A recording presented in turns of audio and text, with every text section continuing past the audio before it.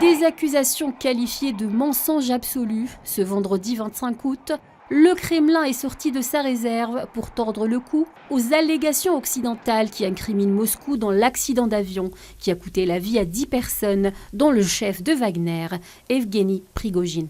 Il y a actuellement beaucoup de spéculations autour de cet accident d'avion et de la mort tragique des passagers de l'avion, dont Evgeny Prigojine. Bien sûr, en Occident, toutes ces spéculations sont présentées sous un angle bien connu. Tout cela est un mensonge absolu. Il est nécessaire de s'appuyer exclusivement sur les faits pour aborder cette question. Dimitri Peskov a affirmé qu'une enquête sur les circonstances et les causes de la chute de cet avion survenu dans le nord-ouest de Moscou était en cours. Donc à l'heure actuelle, il est prématuré de tirer des conclusions hâtives et toute accusation est infondée. Si vous avez écouté attentivement la déclaration du président russe hier, il a déclaré que tous les tests nécessaires, y compris génétiques, seraient désormais effectués. Les résultats officiels, dès qu'ils seront prêts à être publiés, seront publiés.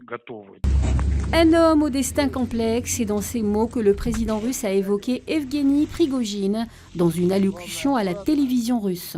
Poutine a salué la contribution du patron de Wagner en Ukraine et a promis de mener l'enquête sur les conditions de l'accident. Je connais Evgeny Prigojine depuis très longtemps, depuis le début des années 90. C'était un homme au destin complexe et il a commis de graves erreurs dans la vie. Il a obtenu des résultats dont il avait besoin à la fois pour lui-même et lorsque je lui demandais pour la cause commune comme ces derniers mois. C'était une personne talentueuse, un homme d'affaires talentueux. Il a travaillé non seulement dans notre pays et a travaillé avec des résultats, mais aussi à l'étranger, en Afrique en particulier. Il était impliqué dans le pétrole, le gaz, les métaux et les pierres précieuses là-bas.